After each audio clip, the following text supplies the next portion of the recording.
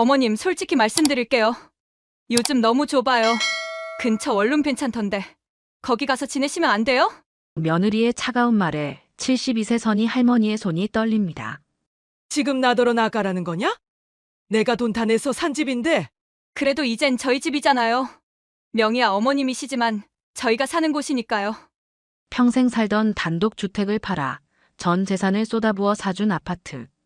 그런데 며느리는 시어머니를 원룸으로 내쫓으려 합니다.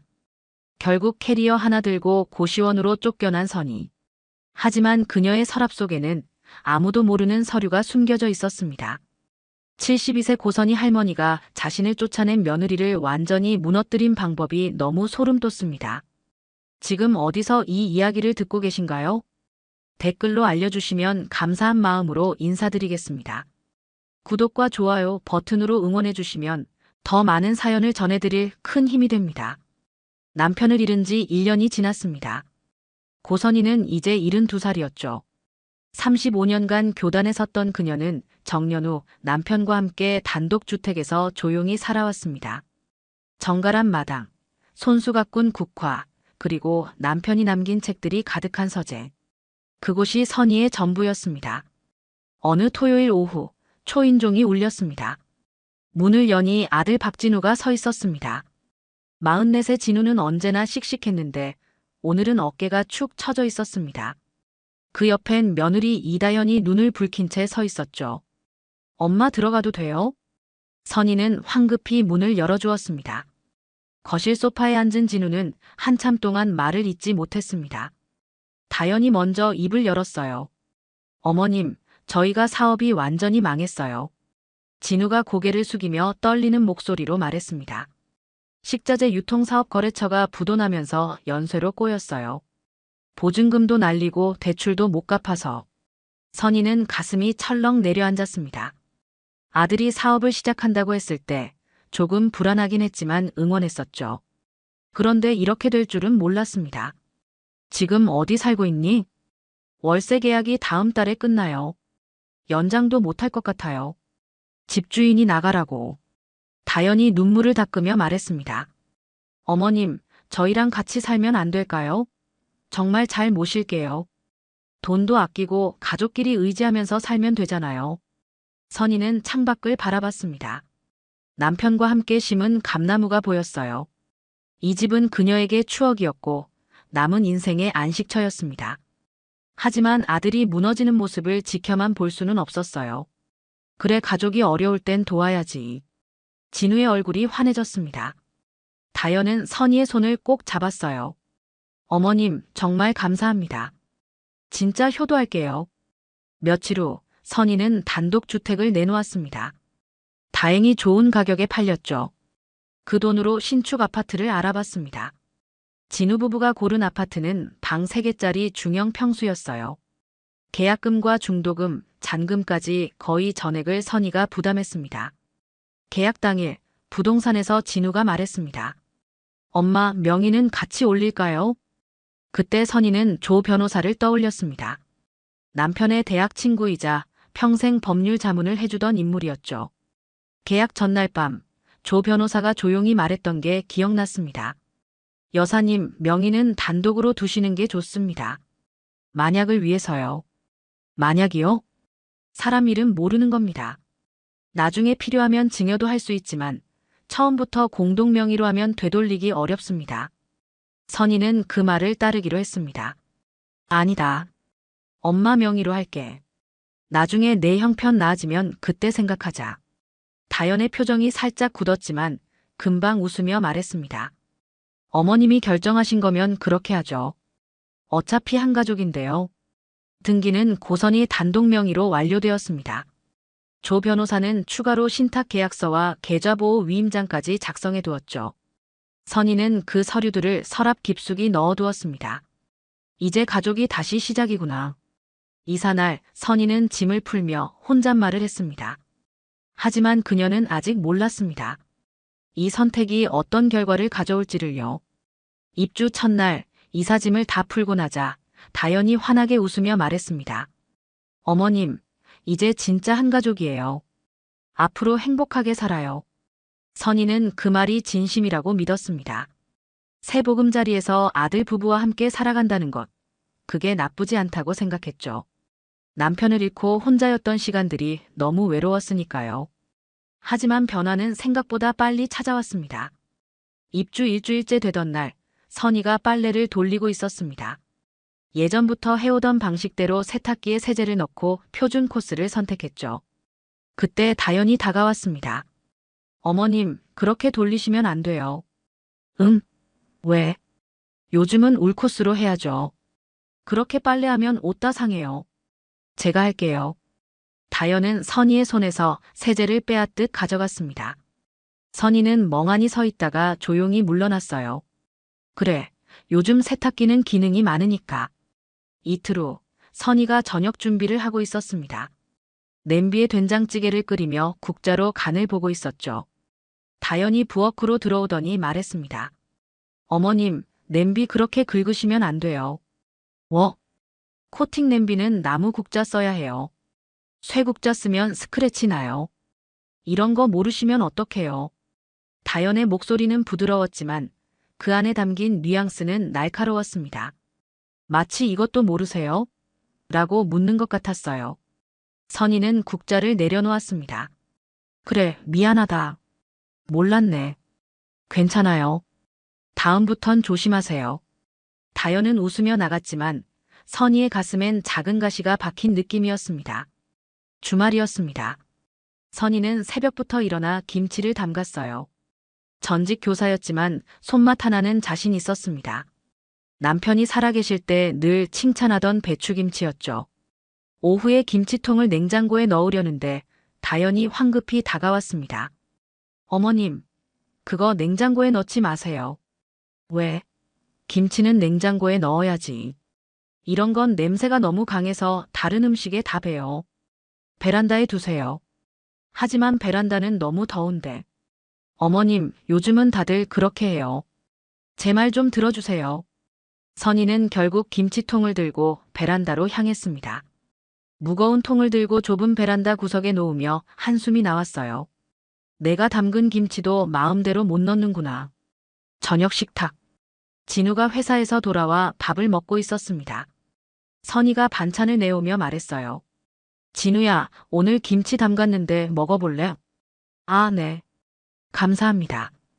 진우가 김치를 한 입 베어 물었습니다. 표정이 환해졌어요. 엄마, 역시 맛있어요. 그때 다연이 끼어들었습니다. 근데 요즘은 저염 김치가 트렌드예요. 어머님, 김치는 좀 짜요. 진우가 난처한 표정을 지었습니다. 아니, 난 괜찮은데. 당신 혈압 높잖아. 조심해야지. 선희는 젓가락을 내려놓았습니다. 더 이상 먹고 싶지 않았어요. 그날 밤 선희는 방에 누워 천장을 바라봤습니다. 작은 것들이었습니다.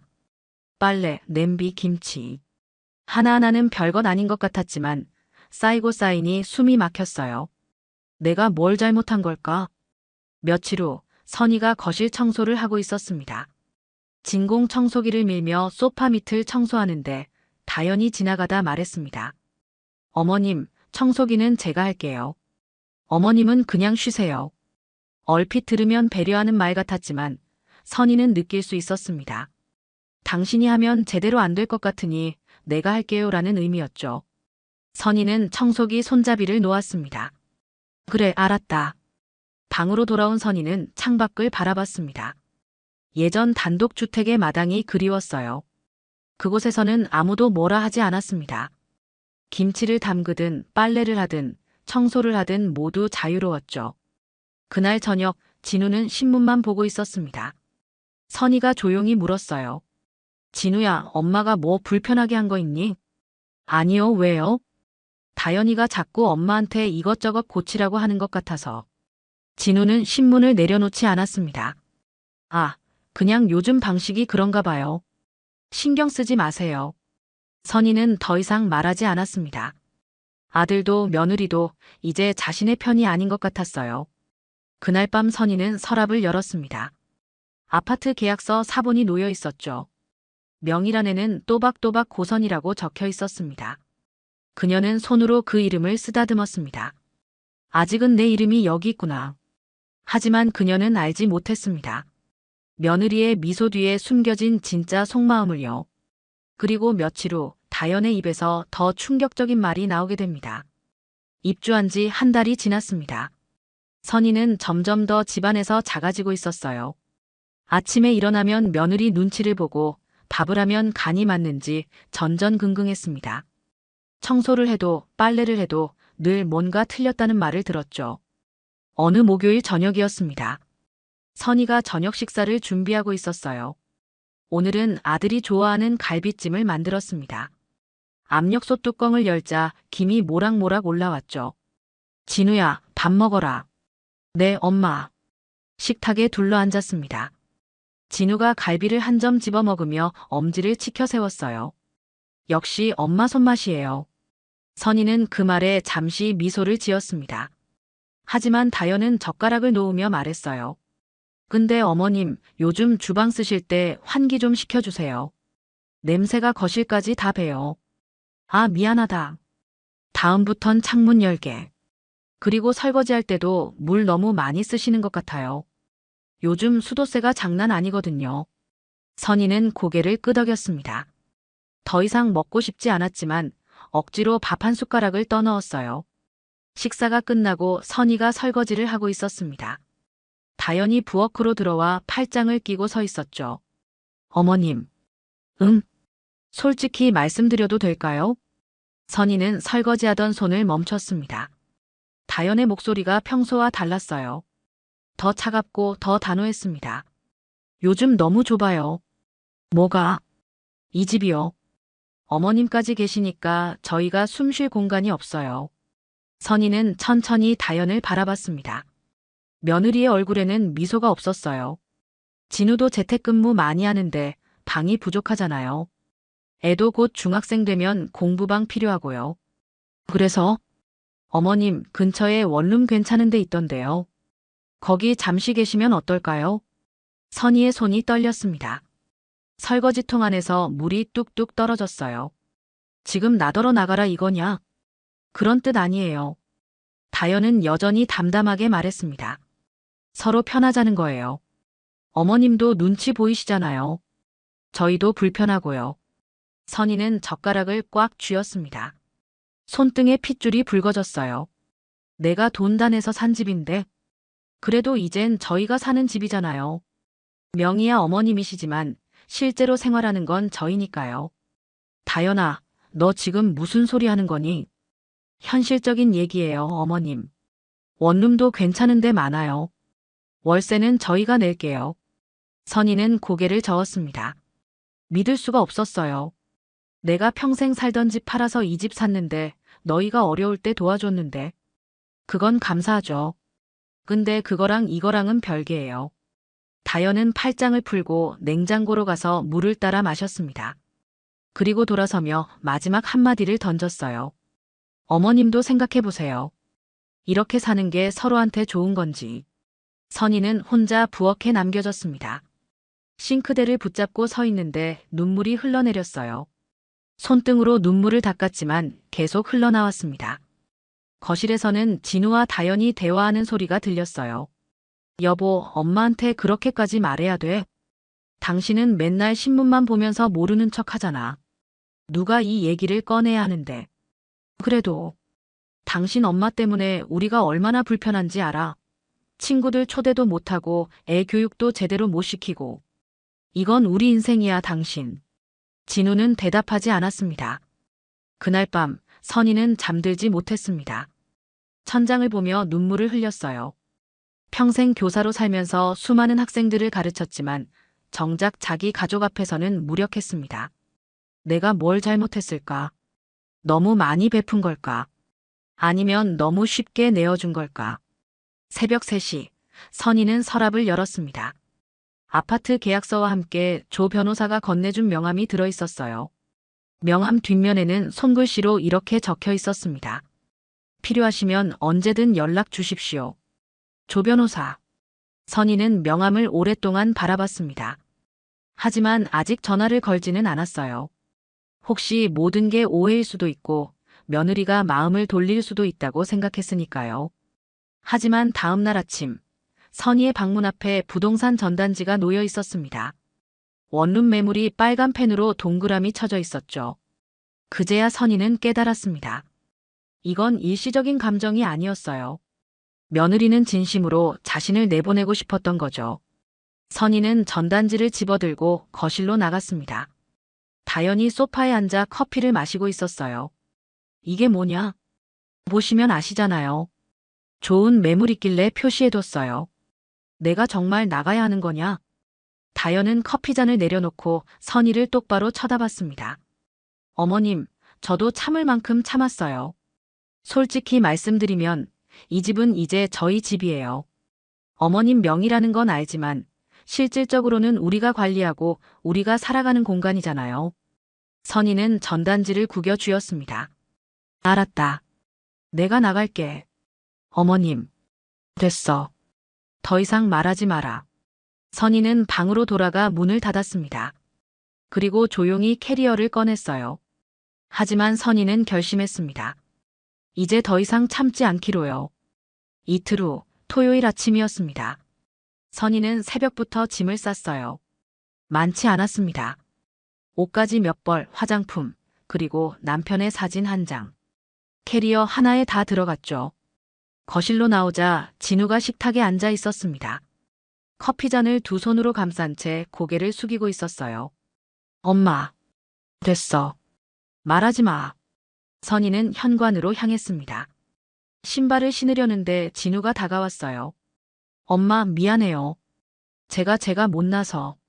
진우의 목소리가 떨렸습니다. 선희는 아들을 바라봤어요.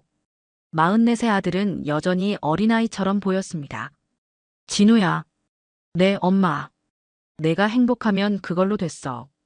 하지만 엄마는 괜찮으니까 걱정하지 마. 선희는 현관문을 열었습니다. 복도로 나서는데 뒤에서 다연의 목소리가 들렸어요. 어머님, 연락 주세요. 월세는 저희가 보내드릴게요. 선희는 대답하지 않았습니다. 엘리베이터 문이 닫히고 그녀는 혼자가 되었어요. 아파트를 나와 버스를 탔습니다. 어디로 가야 할지 막막했어요. 잠시 친구 집도 생각했지만 민망했습니다. 내가 집에서 쫓겨났다고 어떻게 말할 수 있겠어요. 결국 선희는 역 근처 고시원을 찾았습니다. 한 달에 40만 원 보증금 없는 곳이었죠.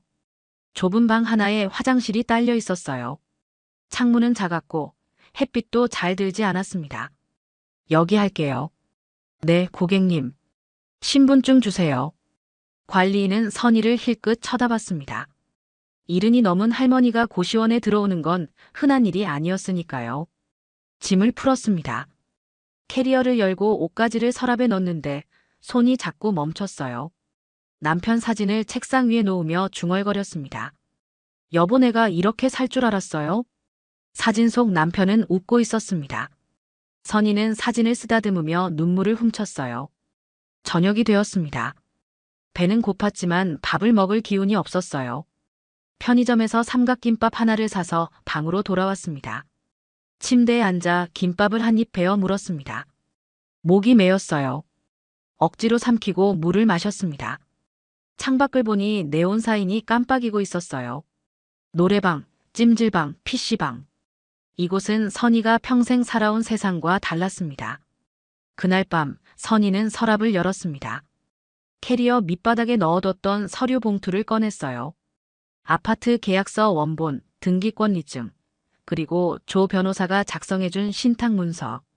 선희는 서류들을 하나하나 펼쳐봤습니다. 명의란에는 또박또박 고선이라고 적혀 있었죠. 내 이름이 아직 여기 있지. 그녀는 휴대전화를 꺼내 조 변호사의 번호를 찾았습니다. 손가락이 떨렸어요. 전화를 걸까 말까 몇 번이나 망설였습니다. 결국 선희는 통화 버튼을 눌렀습니다. 신호음이 2번 울리고 조 변호사가 받았어요. 여보세요, 고 여사님. 변호사님, 저예요. 무슨 일이세요? 목소리가 안 좋으신데요. 선희는 잠시 말을 잇지 못했습니다. 목이 메었어요. 변호사님, 기억하시죠? 그 일 이제 진행해요. 조 변호사는 잠시 침묵했습니다. 여사님, 혹시 무슨 일이 있으셨습니까? 제가 집에서 쫓겨났어요. 뭐라고요? 선희는 지난 한 달 동안의 일을 짧게 설명했습니다. 며느리의 말, 원룸 전단지, 그리고 결국 나올 수밖에 없었던 이야기를요. 조 변호사는 한숨을 쉬었습니다. 여사님, 제가 그렇게 조심하라고 말씀드렸지 않습니까? 알아요. 제가 어리석었어요. 아닙니다. 여사님은 가족을 믿으신 겁니다. 그게 잘못은 아니에요. 변호사님, 이제 어떻게 해야죠? 조 변호사는 침착하게 말했습니다. 여사님 명의로 된 신탁 계약이 있습니다. 그리고 계좌보호 위임장도 제가 보관하고 있고요. 지금부터 단계적으로 진행하겠습니다. 얼마나 걸릴까요? 한 달이면 충분합니다. 여사님은 그동안 안전한 곳에 계세요. 고시원이에요. 역 근처. 여사님, 제가 괜찮은 숙소를 알아봐 드릴게요.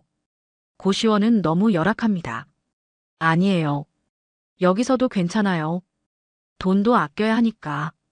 조 변호사는 더 이상 말리지 않았습니다. 알겠습니다. 그럼 내일부터 바로 처리하겠습니다. 감사합니다, 변호사님. 여사님. 네. 후회하지 않으시겠습니까? 선희는 창밖을 바라봤습니다. 깜빡이는 네온사인 너머로 밤하늘이 보였어요. 후회 없어요. 이제 더 이상 당하고만 살지 않을 거예요. 전화를 끊고 선희는 서류를 다시 봉투에 넣었습니다. 그리고 침대에 누웠어요. 고시원 복도에서는 누군가 전화하는 소리가 들렸습니다. 옆방에서는 게임 소리가 새어나왔죠. 천장에는 곰팡이 자국이 있었고 형광등은 깜빡거렸습니다. 하지만 선희는 이상하게도 마음이 편했습니다. 며느리 눈치를 보지 않아도 되고 아무도 자신을 탓하지 않았으니까요. 이제 시작이야. 선희는 눈을 감았습니다. 내일부터 새로운 싸움이 시작될 거였어요. 하지만 이번엔 그녀가 준비된 상태였습니다. 서랍 속 서류에는 그녀의 이름이 또렷이 새겨져 있었고 조 변호사는 이미 움직이기 시작했으니까요. 그리고 한 달 후 며느리 다연은 상상도 못할 충격을 받게 됩니다. 선희가 집을 나간 지 한 달이 지났습니다. 그 사이 아파트는 완전히 다연의 세상이 되었어요. 거실 소파를 새로 샀습니다. 안방 침대도 바꿨죠. 주방에는 최신형 에어프라이어와 식기세척기가 들어왔어요. 어느 토요일 오후 다연은 거실에서 친구들과 홈파티를 열었습니다. 와인을 따르며 웃었어요. 애들아, 이제 진짜 우리 집 같지? 언니, 그동안 시어머니랑 살느라 고생 많았어. 맞아. 이제야 숨통 트이겠다. 다연은 와인잔을 들어 올렸습니다. 자유만세. 모두가 웃으며 건배했어요. 진우는 서재에서 그 소리를 들으며 미간을 찌푸렸지만 아무 말도 하지 않았습니다. 며칠 후 다연은 선희의 통장을 뒤지다가 생각했습니다. 어머님 통장에 돈이 꽤 있네. 어차피 지금 안 계시는데 이거 좀 써도 되겠지?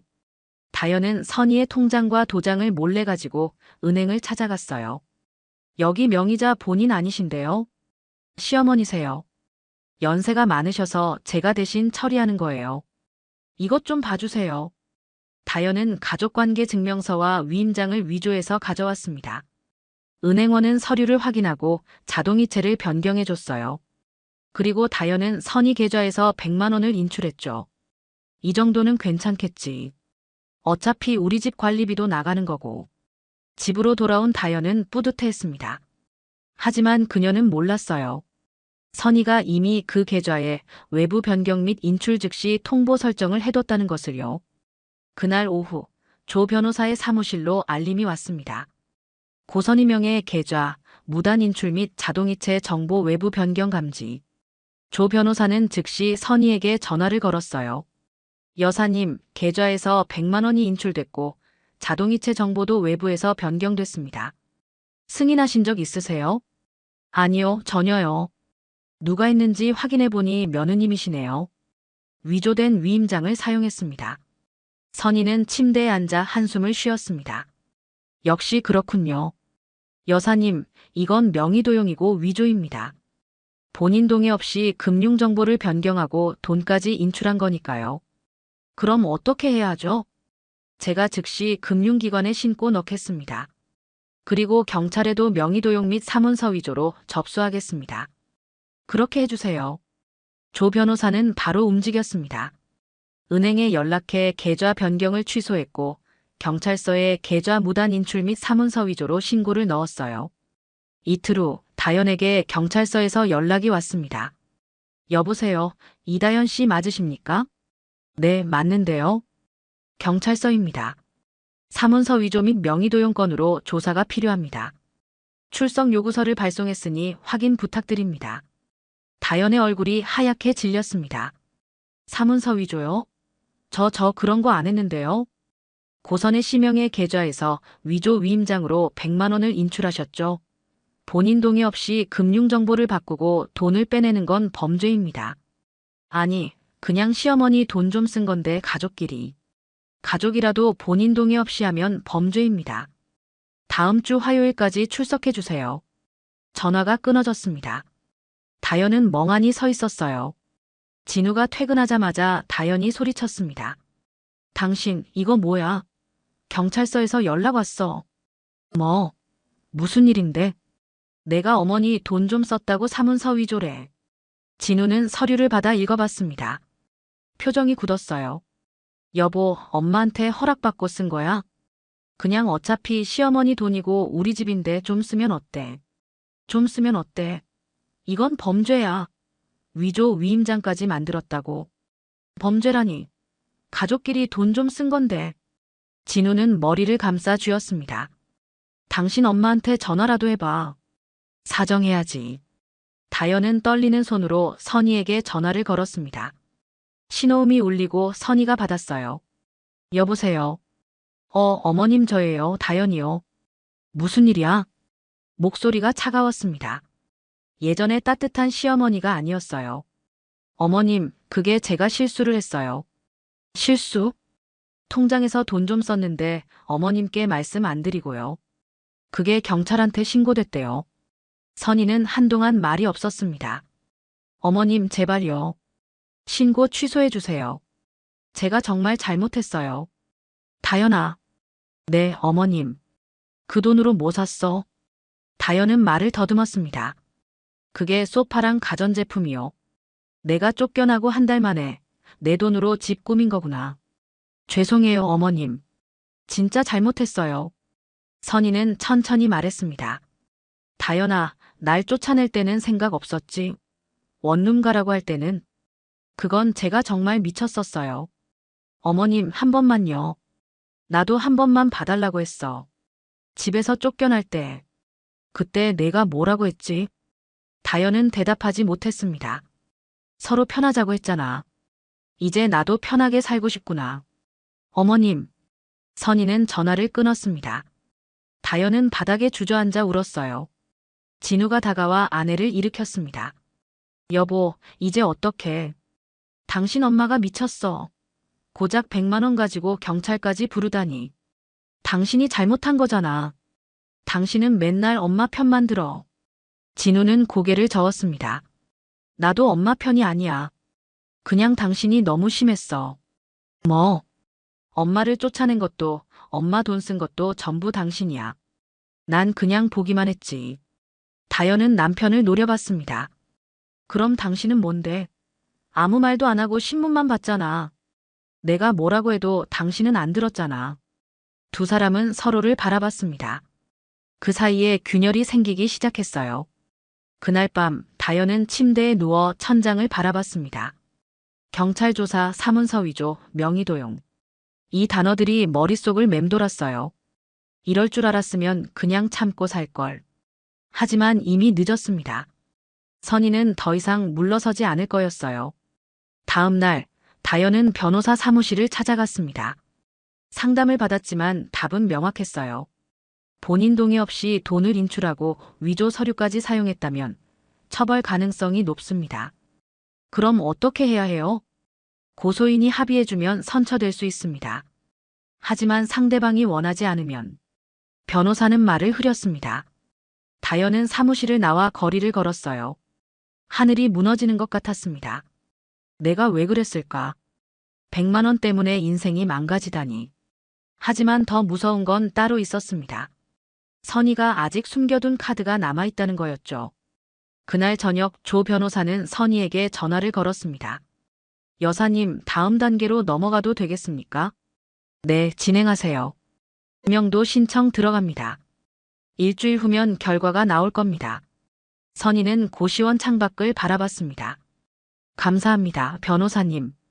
전화를 끊고 선희는 작은 미소를 지었어요. 이제 진짜 게임이 시작되는 거였죠. 일주일 후 며느리 다연 앞에는 상상도 못한 통지서 한 장이 놓이게 됩니다. 일주일이 지났습니다. 다연은 경찰 조사를 받고 돌아왔어요.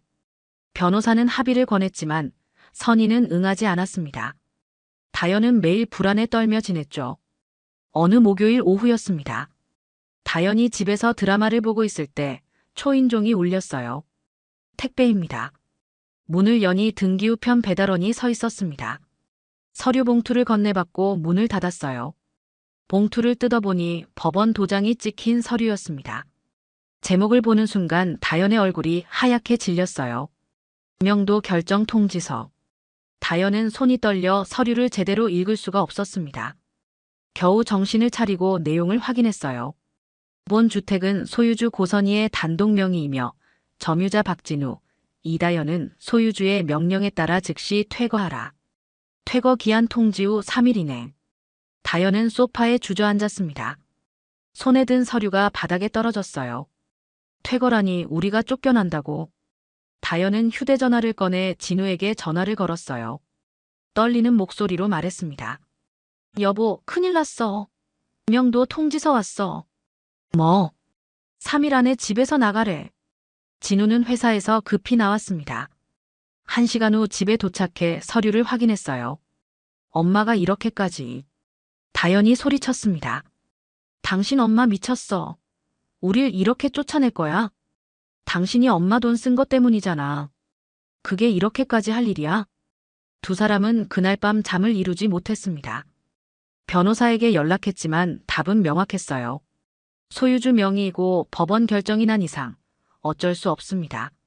3일이 지났습니다. 토요일 아침 초인종이 다시 울렸어요. 다연이 문을 열자 집행관과 이삿짐센터 직원들이 서 있었습니다. 명도 집행 나왔습니다. 협조 부탁드립니다. 잠깐만요. 조금만 더 시간을. 기한이 지났습니다. 이제 강제 집행 들어갑니다.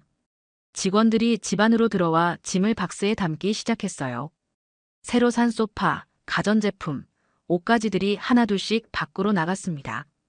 다연은 울면서 짐을 붙잡았지만 소용없었어요. 안 돼요. 제발요. 진우는 멍하니 서서 지켜볼 뿐이었습니다. 저녁 6시, 마지막 짐까지 모두 빠져나갔어요. 집행관이 말했습니다. 이제 나가주세요. 자물쇠는 교체됐습니다. 진우와 다연은 빈 집을 바라봤습니다. 한 달 전만 해도 자신들의 공간이었던 곳이 이제 완전히 낯선 공간이 되어 있었어요. 나가세요. 두 사람은 현관을 나섰습니다. 문이 닫히는 소리가 크게 울렸어요. 복도에는 그들의 짐이 쌓여 있었습니다. 박스들, 가방들, 그리고 새로 산 소파까지. 모든 게 복도에 나뒹굴고 있었죠. 다연은 바닥에 주저앉아 울었습니다. 이제 어떻게 우리 어디가? 진우는 대답하지 못했습니다. 휴대전화를 꺼내 모텔을 검색했어요. 그때 엘리베이터 문이 열렸습니다. 선희가 조 변호사와 함께 나타났어요. 다연이 눈물로 범벅이 된 얼굴로 소리쳤습니다. 어머님. 선희는 그들을 지나쳐 집 앞으로 갔습니다. 새 열쇠로 문을 열고 안으로 들어갔어요. 어머님, 제발요. 한 번만 봐주세요. 선희는 돌아보지 않았습니다. 문이 닫혔고 복도에는 다시 정적만 흘렀어요.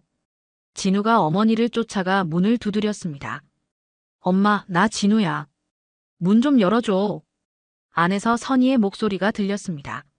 진우야, 이제 여기는 내 집이야. 너희 집 아니야. 엄마, 너희가 날 쫓아냈을 때 난 아무 말도 안 했지. 이젠 내 차례야. 진우는 문에 이마를 기댔습니다. 뒤에서 다연이 울고 있었어요. 집안 선희는 텅 빈 거실을 바라봤습니다.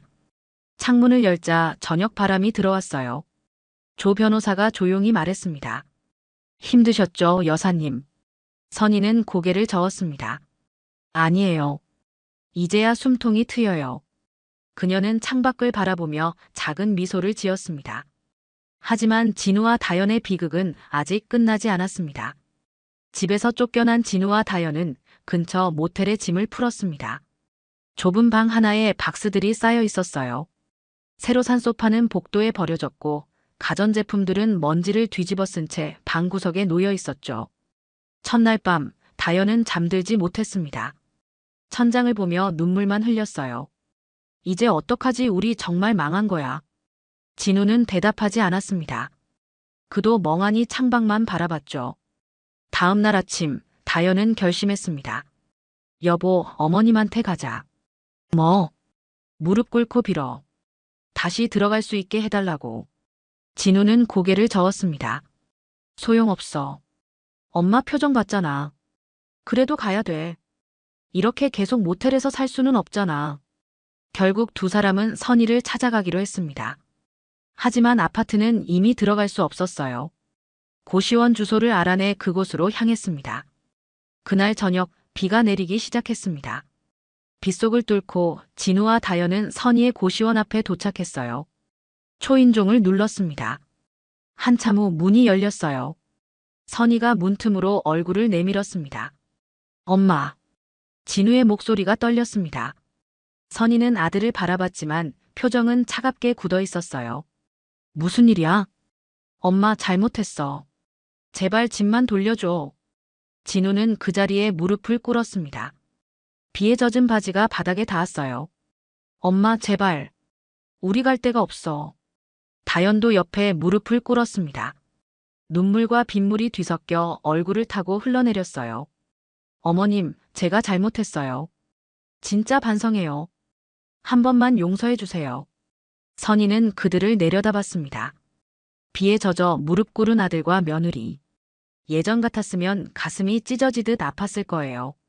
하지만 지금은 달랐습니다. 진우야. 네, 엄마. 일어나. 엄마, 제발. 일어나라고 했어. 진우는 천천히 일어났습니다. 다연도 따라 일어났어요.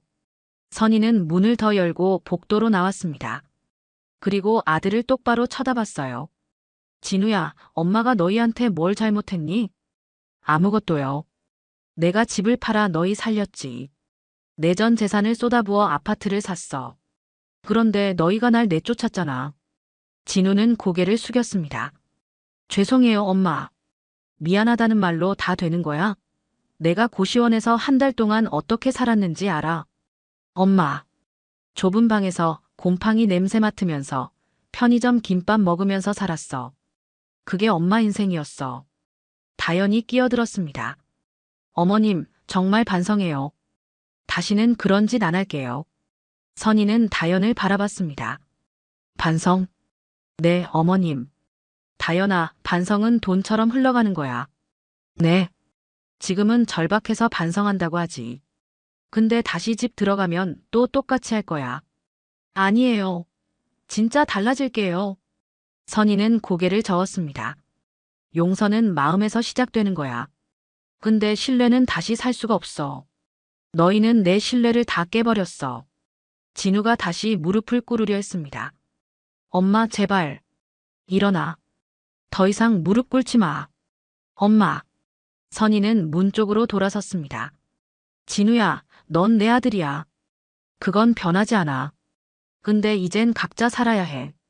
엄마, 그럼 우린 어떡해요? 선희는 잠시 멈칫했습니다. 하지만 곧 다시 걸음을 옮겼어요. 너희가 날 쫓아낼 때 생각했어야지. 엄마. 선희는 방으로 들어가 문을 닫았습니다. 복도에는 진우와 다연만 남았어요. 다연이 문을 두드렸습니다. 어머님, 어머님. 안에서 아무 대답이 없었습니다. 진우는 문에 이마를 기댔습니다. 눈물이 흘러내렸어요. 엄마 미안해요. 정말 미안해요. 하지만 문은 열리지 않았습니다. 1시간이 지났습니다. 비는 더 세차게 내렸어요. 진우와 다연은 여전히 복도에 서 있었습니다. 결국 두 사람은 발걸음을 돌렸습니다. 계단을 내려가는 진우의 어깨가 축 처져 있었어요. 방 안 선희는 문 뒤에 기대 앉아 있었습니다. 눈물이 볼을 타고 흘러내렸어요. 아들이 무릎 꿇는 모습을 보는 게 쉽지 않았습니다. 하지만 그녀는 눈물을 닦고 일어섰어요. 이제 더 이상 약해지면 안 돼. 선희는 서랍에서 서류를 꺼냈습니다. 아파트 등기권 리증과 함께 새로운 계획서가 들어있었어요. 선희 장학재단 설립 계획안. 그녀는 조용히 미소 지었습니다. 이제 새로운 삶을 시작할 시간이었어요. 밖에서는 비가 계속 내렸습니다. 복도를 적시고 계단을 타고 흘러내렸죠.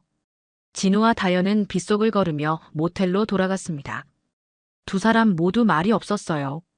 그날 밤 다현이 조용히 말했습니다. 이제 정말 끝인가 봐. 진우는 대답하지 않았습니다. 창밖 빗소리만 들렸어요. 한편 선희는 조 변호사에게 전화를 걸었습니다. 변호사님, 장학재단 설립 진행해 주세요. 네, 여사님. 아파트 매각도 함께 진행하시겠습니까? 네, 그렇게 해주세요. 선희는 전화를 끊고 창밖을 바라봤습니다. 비가 그치고 있었어요. 그리고 2달 후 선희의 선택은 모두를 놀라게 만듭니다. 2달이 지났습니다. 선희는 아파트를 매각했어요. 시세보다 조금 높은 가격에 팔렸죠. 그 돈은 고스란히 선희의 통장으로 들어왔습니다. 진우는 소식을 듣고 황급히 연락했습니다. 엄마, 집 팔았다고요? 응, 팔았어. 그럼 그 돈은요? 내가 쓸 거야. 엄마, 우리라도 조금. 선희는 전화를 끊었습니다. 더 이상 대화할 필요가 없었어요. 며칠 후 선희는 조 변호사 사무실을 찾아갔습니다. 책상 위에는 서류 뭉치가 놓여 있었어요. 여사님, 장학재단 설립 승인이 났습니다. 정말이요? 네, 축하드립니다. 이제 선희 장학재단이 공식적으로 출범합니다.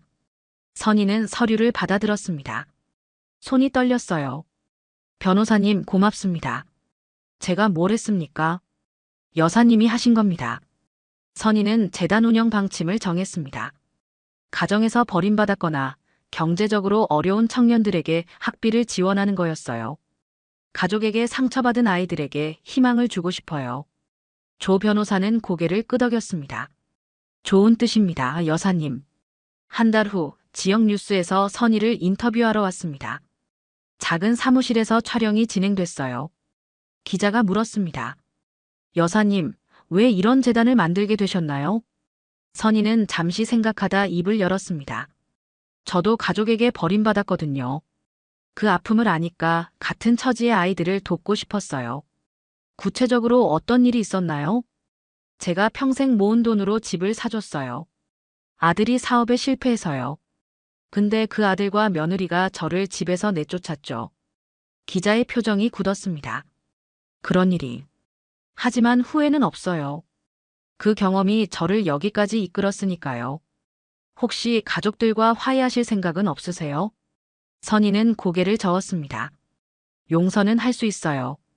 근데 다시 돌아갈 순 없어요. 신뢰가 깨진 관계는 복구가 안 되거든요. 마지막으로 하고 싶은 말씀이 있으시다면요. 선희는 카메라를 똑바로 바라봤습니다. 부모를 함부로 대하지 마세요. 지금은 괜찮아 보여도 나중엔 후회할 겁니다. 신뢰는 한번 깨지면 다시 만들 수 없으니까요. 인터뷰 영상은 지역 뉴스에 방송됐고 곧 온라인으로 퍼졌습니다. 댓글들이 달리기 시작했어요. 이런 며느리 정말 최악이네요. 아들도 문제예요. 엄마 지키지 못했잖아요. 선희 할머니 존경합니다. 저도 후원하고 싶어요. 진우는 영상을 보고 충격을 받았습니다. 어머니의 이야기가 전국에 알려진 거였어요. 회사 동료들도 영상을 봤습니다. 진우를 보는 눈빛이 달라졌죠. 진우 씨, 혹시 그 뉴스 속 아들이? 진우는 대답할 수 없었습니다. 그는 조용히 회사를 나왔어요. 집에 돌아오니 다현이 울고 있었습니다. 여보, 우리 망했어. 완전히 망했어. 알아. 동네 사람들이 다 알아. 장 보러 가면 수근거려. 진우는 소파에 주저앉았습니다. 내가 너무 잘못했어. 그날 밤 진우는 어머니에게 문자를 보냈습니다. 엄마, 정말 죄송합니다. 제가 잘못했어요. 용서해 주세요. 하지만 답장은 오지 않았습니다. 한편 선희는 새로운 집으로 이사했습니다. 작은 전원주택이었어요. 마당에는 국화를 심고 텃밭도 만들었죠. 어느 일요일 오후 선희는 마루에 앉아 차를 마시고 있었습니다. 햇살이 따뜻하게 비쳤어요. 조 변호사가 찾아왔습니다. 여사님, 오늘 첫 장학생이 선정됐습니다. 정말이요? 네, 23 청년인데 부모님께 버림받고 혼자 공부하고 있대요. 의대 진학이 꿈이라고 합니다. 선희는 미소 지었습니다. 그 친구 꼭 만나보고 싶네요. 다음 주에 약속 잡겠습니다. 조 변호사가 돌아가고 선희는 다시 마루에 앉았습니다. 국화가 바람에 흔들리고 있었어요. 여보, 내가 제대로 살고 있는 거 맞죠? 하늘을 보며 중얼거렸습니다. 구름이 천천히 흘러가고 있었어요. 그날 저녁 선희는 일기를 썼습니다. 오늘부터 나는 진짜 자유로운 사람이다. 눈치 보지 않고 미움받지 않고 나 자신으로 살아간다.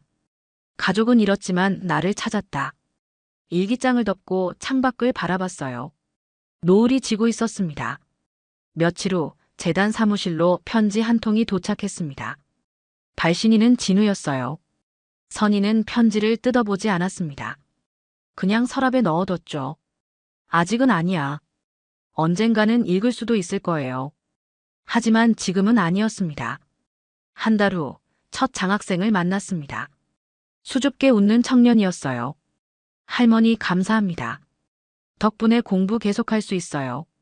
아니야, 내가 잘해서 받은 거야. 앞으로도 열심히 해. 네, 꼭 좋은 의사 되겠습니다. 청년이 돌아가고 선희는 눈물을 닦았습니다. 행복한 눈물이었어요. 이게 진짜 가족이구나. 피는 안 섞였지만 마음은 통하는 관계. 그날 밤 마루에 앉아 차를 마셨습니다. 달빛이 마당을 비추고 있었어요. 이젠 정말 편히 산다. 선희는 조용히 미소 지었습니다. 창문 밖에 노을이 스며들었어요. 그녀의 얼굴엔 평온한 해방감이 번졌습니다. 그녀는 더 이상 누구의 어머니도 누구의 시어머니도 아니었어요. 그냥 고선희, 72살의 자유로운 여성이었습니다. 그리고 그게 가장 행복한 삶이었죠. 오늘 이야기 어떠셨나요? 재밌으셨다면 구독과 좋아요 한 번씩 눌러주세요. 내일도 다락방 라디오는 아침 7시 30분에 찾아오겠습니다. 감사합니다.